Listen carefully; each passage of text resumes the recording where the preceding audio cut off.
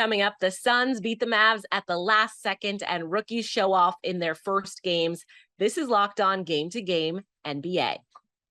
Every game, every team, every angle.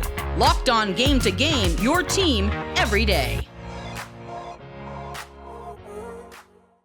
Welcome in. You're listening to Locked On Game to Game NBA. I'm your host, Kainani Stevens. Thank you so much for making Locked On your first listen every weekday. Make sure you subscribe to Locked On NBA on YouTube and wherever you get your podcasts from. We have our NBA host here to recap all of the action for you from last night.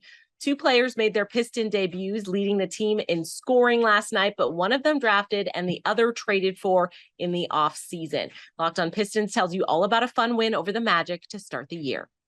The Detroit Pistons are undefeated during the 22-23 NBA season. Host of the Locked On Pistons podcast, Ku Kahil here. The Pistons pull out a 113-109 win over the Orlando Magic. This was just about as fun of a game that you're going to watch this season. Not just from the Pistons side, but from the Magic side. This was just such a fun game to watch between two young teams. And the Pistons were able to pull it out after starting down by more than 10 points to start the game off. The Orlando Magic's front court were really giving it to the Pistons, but the Pistons responded. The bench unit turned it around the first half. The starters fed off of it, and Cade Cunningham and Jaden Ivey, like I told you guys in the last podcast, the Pistons backcourt were going to have to lead this win, and Jaden Ivey and Cade Cunningham absolutely did that. Cade had 18 points and 10 assists. Jaden Ivey had 19 points in his first NBA game of his career. Bojan Bogdanovic also had 24 points, 6 of 10 from deep. This was just an overall fun game. Jalen Duren posterized somebody. This is just a great fun game that I can't wait to talk about on tomorrow's episode of the Locked On Pistons podcast. The Magic had their own rookie debut on Wednesday. Number 1 overall pick, Paolo Banchero. He had one of the most impressive starts of a career in this century, I would say, which makes this loss a little bit easier for our Locked On Magic host to take.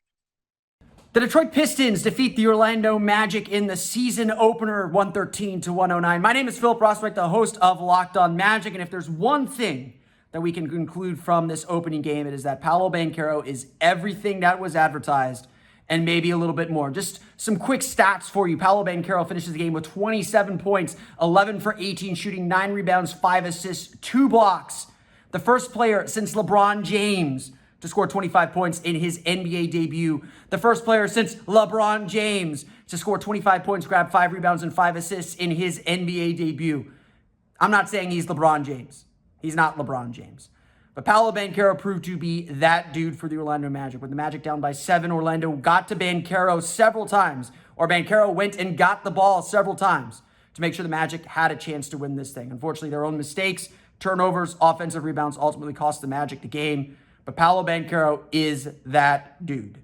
We'll have a lot more coming up on Locked On Magic later on, but the Orlando Magic fall to the Detroit Pistons 113-109. The Phoenix Suns and Dallas Mavericks battled it out until the very last seconds in Arizona last night. Locked On Mavs and Locked On Suns have a recap of the biggest and best game of the night in the NBA. Whew. The Dallas Mavericks fall to the Phoenix Suns after losing a 22-point lead. Nick Engstead from the Locked On Mavericks podcast here. And oh my gosh, the tale of two halves in this game. First half, Dallas Mavericks come out looking great. Luka Doncic doing what he wants. Anything he wants on the court. 20 points at halftime. Looking really good. Dinwiddie, 13 points. Christian Wood, 9 points at halftime. Looked like this team was rolling. Third quarter, the Mavs still kind of rolling. Christian Wood goes on this crazy run where he scores 16 straight points for the Mavericks going into the fourth quarter. The Mavericks even have a lead in the middle of the fourth quarter. Jason Kidd takes out Christian Wood. The Phoenix Suns go on another run. They had been flirting with some runs, and then all of a sudden, late in the game, a couple of bad possessions here or there, really, really tight fouls called on both sides of the floor, and Luka Doncic tries a three-point shot at the end, and it just didn't go. And the Dallas Mavericks now have a lot of decisions to make. We'll talk about all that and more on Locked On Mavs. Revenge tastes especially sweet when it is in comeback form. The Phoenix Suns beating the Dallas Mavericks on a last-second buzzer beater by Damian Lee. Brendan Clean here with Locked On Suns. As you can see, the crowd is loving it. Devin Booker stepping up, playing point guard down the stretch as Chris Paul is benched or hurt. We don't know. He's on the bench for the whole entire fourth quarter, basically. Cameron Payne closes the game. Damian Lee, who is the hero tonight, closes the game. A new addition for this Phoenix Suns team. And after a 20-plus point deficit The Phoenix Suns get revenge over their second round foe from last year, the Dallas Mavericks, and win here at home to celebrate opening night of the 2022-23 season. For more on these Suns, listen to Locked On Suns wherever you get podcasts. The New Orleans Pelicans made beating the New York Nets look really simple yesterday, and Locked On Pelicans says a healthy New Orleans team is ready to make some serious noise this season. It's game one of a long season, but did the Pelicans just put the league on notice after dismantling the Nets 130-108? I'm Jake Madison, host of Locked On Pelicans. It's been 533 days since Zion last played an NBA game, and it didn't look like he missed a day. And you don't need me to tell you he was awesome, scoring 25 points. Just ask Ben Simmons, who was guarding him all night and who fouled out with over 9 minutes to go in this one. Brandon Ingram chipped in 28 and shot nearly 60% from the field. CJ McCollum was the point guard for this team. He put in 21 points, and all told, the Pelicans' big three finished with 74 points, and no one played more than 31 minutes. The role players did exactly what they needed to do, with second-year guard Trey Murphy hitting some deep threes, and this Pelicans team, which was competitive last season, felt they had something special cooking.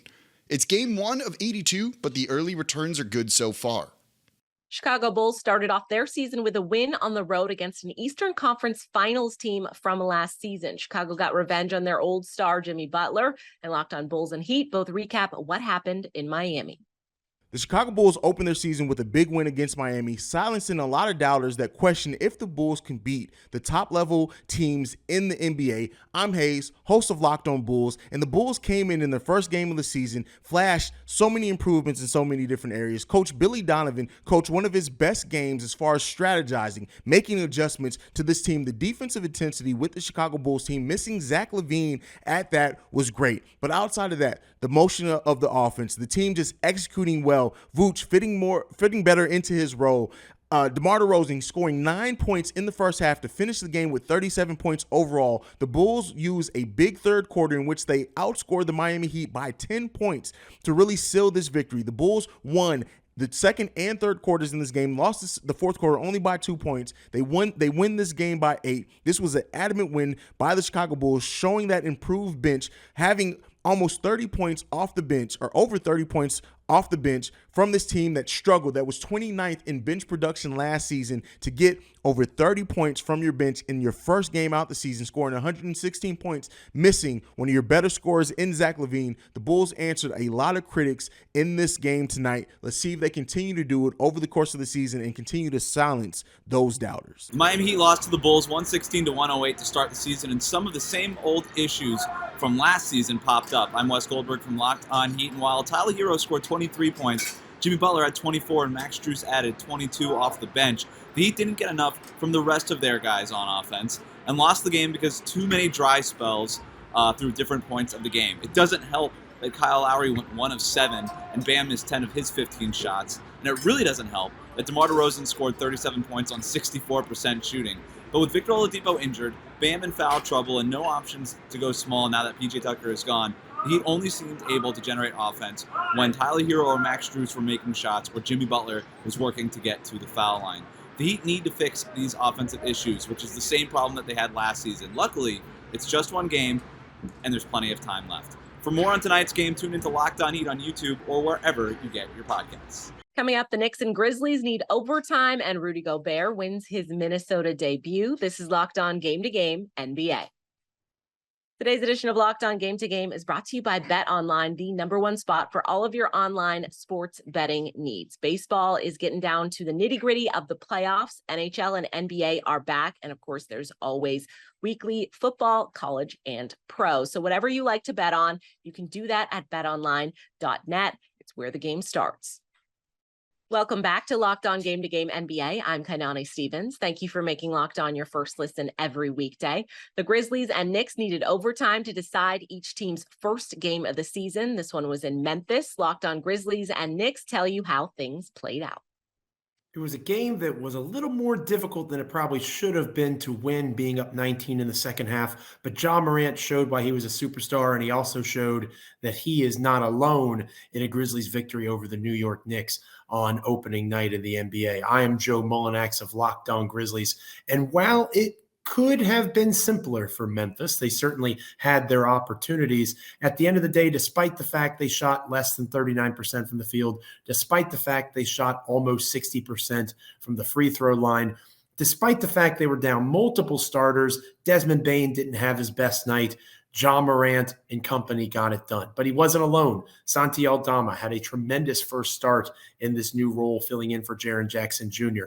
Tyus Jones made a massive three to help the Grizzlies cap things off at the end. And you also had remarkable contributions from Steven Adams and others like Brandon Clark.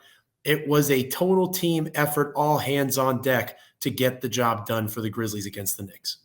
Hey, what's up, guys? This is Gavin Shaw of the Locked On Knicks podcast. Following a 115-112 overtime loss against the Memphis Grizzlies, the name to know from this one, Cam Reddish, a player who likely wouldn't have even been in the Knicks rotation if not for an injury to Quentin Grimes. He scored 22 points and was just fantastic attacking the basket all night, showing off a lengthy Euro step both in transition and in the half court, weaving his way in and out of defenders and then finishing with finesse, mostly with his left hand at the rim, and showing off an improved three-point shot, hitting too early, and then the biggest shot of the game to send it into overtime, off balance from the left corner, 3 seconds to go, had clutch written all over it, had a monster transition jam in overtime, and the big knock on him all preseason that he wasn't finishing with enough force. Cam answered a whole lot of questions tonight. If he keeps playing like this, he will force himself into this Knicks rotation as the year goes along.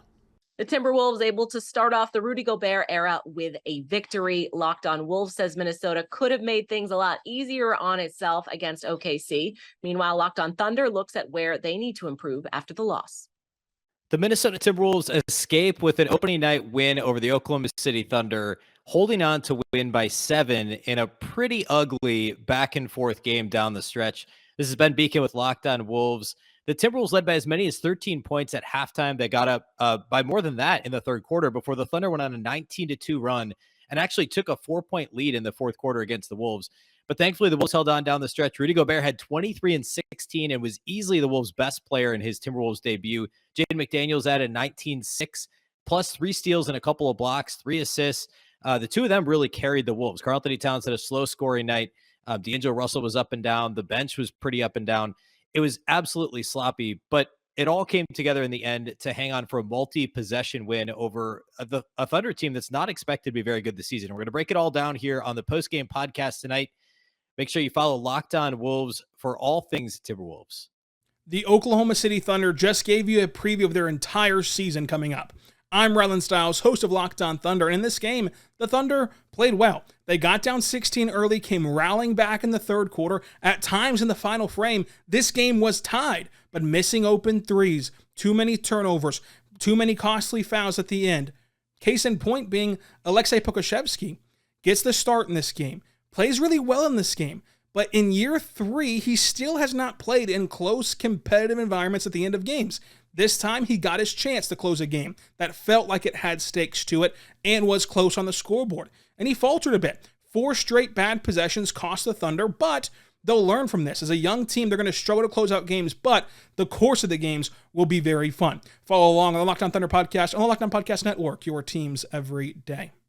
Utah doesn't really have high expectations for this season after the fire sale in the offseason, but they looked like a contender when they blew out the Nuggets in Utah. Locked On Jazz tells you who stepped up in a big statement win to start the season. The Utah Jazz just stunned a sold-out crowd at home. Well, I don't think anyone expected the Utah Jazz to blow out the Denver Nuggets 123-102. A night that was headlined by the return of Jamal Murray and Michael Porter Jr. for the Nuggets. Ends with Utah Jazz head coach Will Hardy getting a stunning first victory of his NBA career. David Locke here with you. Numbers tell a lot of the story. The Jazz blew the Nuggets out in the first half. We're up 22 at the half, largely because of a second chance point advantage. It was 22-4. The Jazz also had a 33-6 three-point advantage. They hit 11 threes to the Nuggets, just 2. The Nuggets fired back in the third quarter, but the Jazz answered stunningly on a 21-9 run to close it with Mike Conley completely in the control of the game. The Jazz had 7 players in double figures. Colin Sexton with 20 and Lauri Markkanen with 17 led the way for the Jazz. More on this tomorrow on Locked On Jazz. That's all for today on Locked On Game to Game NBA. Thank you for making Locked On your first listen every weekday. Make sure you subscribe to Locked On NBA and your favorite team's Locked On podcast on YouTube and wherever else you get your podcasts from.